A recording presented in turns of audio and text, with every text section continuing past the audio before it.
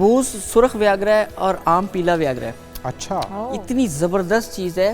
तो किसी की शादी होने वाली है तो वो फिर आम टिका के खाए, आम वो टिका के खाए और हर कम्बिनेशन के साथ खाए। मतलब सिवाय लस्सी के हर कम्बिनेशन। मैं अपने मरीजों को उबले हुए चावलों के ऊपर आम डाल के खिलाता हूँ। वाह। तो वो इतना ज़बरदस्त ऊपर देसी घी भी डाल लें थोड़ा सा। नहीं, ये वाला थोड़ा सा ये ज़्यादा डिफरेंट हो जाएगा। हमने रोटी के साथ आम खाया हुआ है अपने बचपन में। अच्छा, एक जो ज़बरदस्त बात आपके नाजरीन के लिए लेकर आया हूँ वो है डायबिटिक जो लोग हैं, शुगर के पेशेंट आम पेट भर कर खाएँ आज के प्रोग्राम के बाद। अच्छा, मिथ है कि जी शुगर के पेशेंट आम ना लें और उसके। अच्छा, पहले हमें वजन का बता देना, एक स्टेप बाय स्टेप ताकि बताना चाह रहे हैं। अच्छा चलें, इस तरह से आ जाते हैं। वज़न का जो मेरा फार्मूला था ना, जो आप प्रोग्राम स्टार्ट होने से पहले हम बात कर रहे थे, जब हम ठंडा दूध लेंगे आम के साथ, मिल्क शेक जो बनाते हैं ना, तो उसके अंदर हम मिल्क शेक की क्वांटिटी जितनी बर्फ़ डाल देते हैं, लाहौरी स्टाइल में ना तुन के बर्फ़ डाल देते हैं, वो वज़न बढ़ाता है। ओके, ठीक है, और वो नुकसानदेह भी है। उससे उस बर्फ़ से हमारा स्टमक बेहोश हो चुका होता है। अच्छा, ये सारी चीज़ें हम ना आम पर डाल देते हैं कि आम लिया था, आम खाया था तो उससे दाने निकल आए, पिंपल आ गए, फोड़े आ गए, फुंसी आ गई, आम ने पेट ख़राब कर दिया। अच्छा, ये सारी चीज़ें जो आम के साथ शामिल करके हम लेते हैं ना, और वो जो मसाला वो है, वज़न कम करने वाली बात जो है ना, वो मैंने आज से नहीं, हमारे जो अतिब्बा हैं वो सदियों से ये काम करते आ रहे हैं। ठीक है। दूध को, गर्म दूध को सुबह के वक्त लिया जाए तो वो वज़न कम करता है। ओके। मगरिब के बाद ठंडा दूध लिया जाए तो वो बादी होता है, वो वज़न बढ़ाता है। ओके। वो री पैदा करता है। वो ये फ़र्क होता है, टाइम का फ़र्क होता है और उसका किस तरह से आप ले रहे हैं। अगर जिन लोगों ने वज़न कम करना है और आम भी खाना है, वो नाश्ते में इसको लें, शेक बनाकर नहीं, पहले आम खा लें और उसके बाद जैसे चाय पीते हैं इस तरह से 1 कप गर्म दूध ले लें बगैर चीनी के। ठीक है। बड़ा ज़बरदस्त है वो, आहिस्ता आहिस्ता वज़न कम, ये बैड कोलेस्ट्रॉल को कम करता है आम। और कितने आम खा लें हम अगर दिन में तो वो सूटेबल है? ज़्यादा भी ना हो जाए कि हम ज़्यादा आम खा बैठें। मैं तो कहता हूँ आम पेट भर के खाएँ। अच्छा। ये इसका सीज़न बड़ा लिमिटेड होता है, थोड़ा सीज़न होता है, इस सीज़न में आप पेट भर कर आम खाएँ।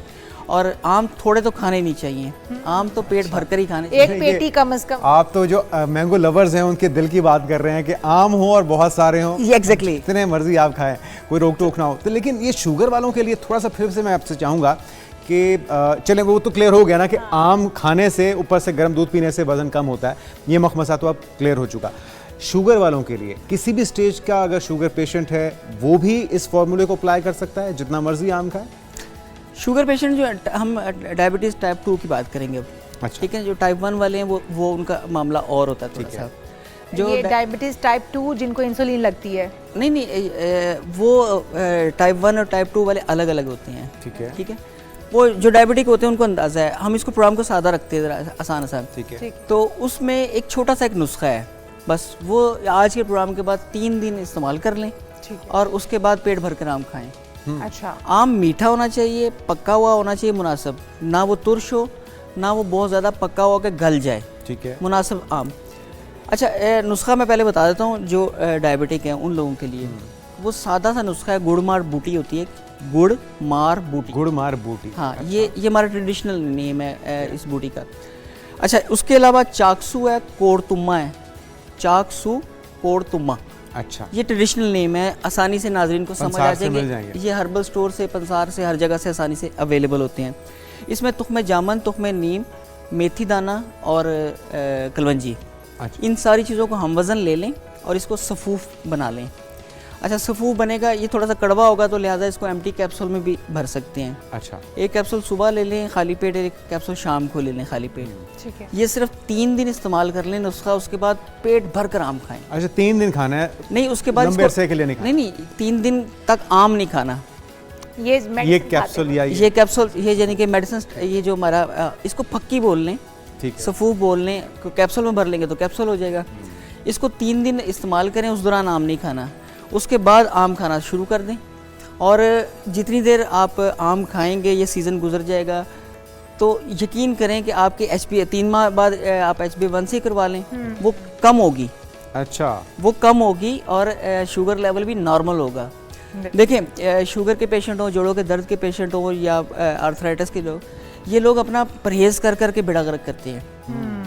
परहेज़ करने से कमज़ोरी आती है, उससे वो उसकी कमज़ोरी की वजह से जो दर्द हो रहा होता है। इसी तरह जो डायबिटिक होते हैं वो लोग बहुत सारी चीज़ें नहीं खाते, और आजकल तो जो अताई डाइटिशियन और न्यूट्रिशनिस्ट हैं वो तो बहुत सारी चीज़ें बंद करवा रहे हैं ना। अब देखिए ना, आप और हम जिस इलाके से हैं वहाँ पे पराठे ना खाएं और मतलब अच्छे तरीके से खाना ना खाएं। मैं 2 नाश्ते करता हूँ अल्हम्दुलिल्लाह। सुबह, हाँ, सुबह उठने के बाद सीड्स वगैरह, कभी अंजीर, मतलब इस तरह से। उसके बाद देसी घी का पराठा और 2 अंडे। अरे वाह। अच्छा, सब उसमें वजन नहीं बढ़ता। मुताबिक अगर आप 3 भी कर लें तो कोई हर्ज नहीं है, लेकिन हमारी सेहत पे ग्रां गुजरेगा। आप लोग डाइट करते हैं, आप डाइट करते हैं ना, आप पिक एंड चूज करते हैं। कुछ चीज़ें बंद करनी होती हैं, वो भी जिसको जो चीज़ माफिक नहीं है या जिसको बीमारी है, कोई मसला। ठीक है। जो HBS के पेशेंट हैं, सारे IBS के पेशेंट हैं, H pylori के पेशेंट हैं, या कोई और मामला है तो उसमें चंद चीज़ें बंद करनी होती हैं। आलू है, गोभी है, बादी चीज़ें, दाल माश वगैरह। लेकिन डायबिटिक बेचारे लोगों को तो बहुत सारी सब कुछ ही बंद कर दिया है ना। बिल्कुल। और उसके बाद फिर वो उसके साथ अगर उनको ब्लड प्रेशर है तो ब्लड प्रेशर की गोली भी लगाई होती है। यूरिक एसिड का इशू है तो यूरिक एसिड भी। ये जो आप कैप्सूल या सफूफ बता रहे हैं, ये फक्की जो आपने बताई है, ये सिर्फ आम खाने के लिए ही मुफीद है, या आम दिनों भी अगर इसको खा लें 3 दिन तो आपकी शुगर कंट्रोल हो सकती है? और इसकी अफादियत कितने अरसे के लिए होती है? ये मुस्तकिल खाना चाहिए डायबिटीज़ के पेशेंट को। अच्छा, ये आम दिनों रोज़ 2। अच्छा, एक सुबह और एक शाम। और ये आम दिनों में भी और ख़ास दिनों में भी। आम के लिए भी, इसको तरबूज के लिए भी। अच्छा। मैं तो कहता हूँ कि इस सीज़न में तरबूज का सीज़न अब जा रहा है ना, बारिशें शुरू हो जाएंगी तो जाने से पहले पेट भर के तरबूज खा लें। मैं उनको भी यही बोलता हूँ। और उसके बाद खाना पेट भरा हुआ हो तो खरबूजा खाएं। खरबूजा जा रहा है, अब आम आ रहा है तो आम पेट भर कर खाएं। अच्छा, आम की बहुत सारी इकसाम है हकीम साहब, तो तमाम आम जो है वो खून बनाते हैं, इनीमिया में कहते हैं कि बड़ा फ़ायदेमंद है, आपकी खून की कमी पूरी करता है, इसलिए बच्चों को भी खिलाएं, खुद भी खाएं। लेकिन आम की बहुत सारी इकसाम है, जैसे लंगड़ा है, चौंसा है, अनवर रटोर है, सिंदड़ी है, इस तरह की बहुत सारी दुसहरी है। अब इन आम की इकसाम में से कौन सी ज़्यादा फ़ायदेमंद है, कौन सी ज़्यादा खानी चाहिए? और ये भी सीज़न वाइज आती है, पहले 15 दिन कुछ शाम आता है, 15 उसके अगले 15 दिन कुछ और आता है। बड़ा रिच है। जी जी। अच्छा, ये ना रटोल इस वक्त चल रहा है हमारे यहाँ। जब पाकिस्तान इंडिया बना था ना, तो इधर से लोग उधर गए थे, उधर से इधर आए थे। ये 1947 से 1954 तक चलता रहा था सिलसिला। जो सोना चांदी लेकर आए थे, क्लेम लेकर आए थे ज़मीनों के, और इधर ज़मीनें ली थी। इसी तरह कुछ फैमिलियाँ आम लेकर आई थी इधर। आम की जो इकसाम है दोनों तरफ एक जैसी हैं। जो रटोल है, ये एक फैमिली है, गाँवों का नाम है रटोल।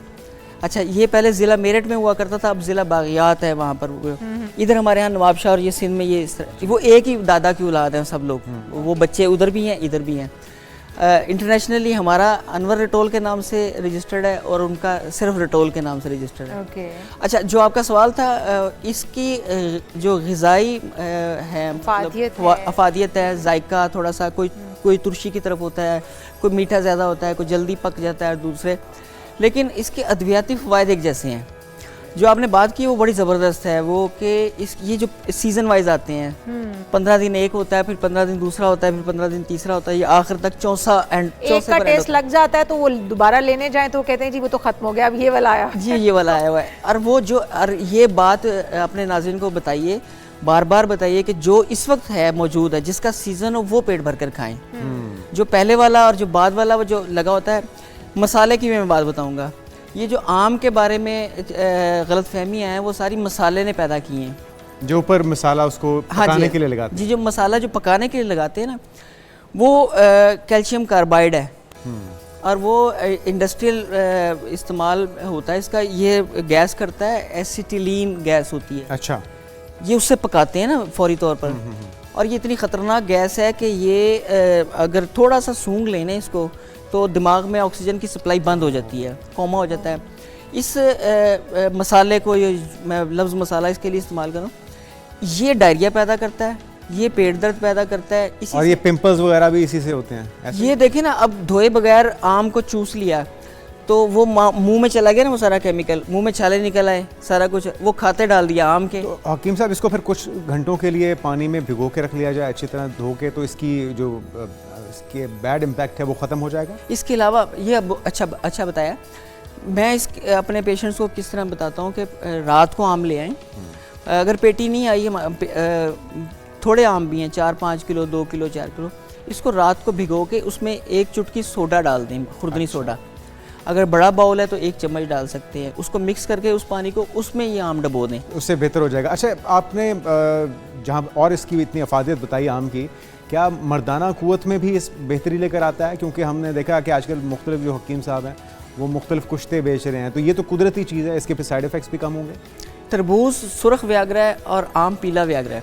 अच्छा, इतनी ज़बरदस्त चीज़ है, और ये सिर्फ मर्दाना के लिए नहीं, ये जनाना क़ुव्वत के लिए भी बड़ा ज़बरदस्त है। देखिए, हमने ना एक चीज़ बना ली है कि ये सिर्फ मर्दों को ही ताकत की ज़रूरत है, ख़वातीन को भी ताकत की ज़रूरत है। हम डायबिटीज़ की जब बात करते हैं तो हम इसमें मर्द और औरत की बात नहीं करते। हमने ये तो नहीं कहा ना कि मर्दों को डायबिटीज़ हो या औरतों को डायबिटीज़ हो। जब हम ताकत की बात करते हैं तो औरतों को भी चाहिए, मर्दों को भी चाहिए। ख़ास तौर पे पीसीओएस की जो पेशेंट्स हैं वो आम पेट भर कर खाएँ। डायबिटीज़ के जो अलामात होती हैं उससे मिलती जुलती पीसीओएस की ख़वातीन में भी आती हैं। सही, वो भी अगर इसके लिए भी मुफीद है। तो किसी की शादी होने वाली है तो वो फिर आम टिका के खाए, आम वो टिका के खाए, और हर कम्बिनेशन के साथ खाए। मतलब सिवाय लस्सी के हर कम्बिनेशन। मैं अपने मरीजों को उबले हुए चावलों के ऊपर आम डाल के खिलाता हूँ। वाह, तो वो इतना ज़बरदस्त पर देसी घी भी डाल लें थोड़ा सा। नहीं, ये वाला थोड़ा सा ये ज़्यादा डिफरेंट हो जाएगा। हमने रोटी के साथ आम खाया हुआ है अपने बचपन में।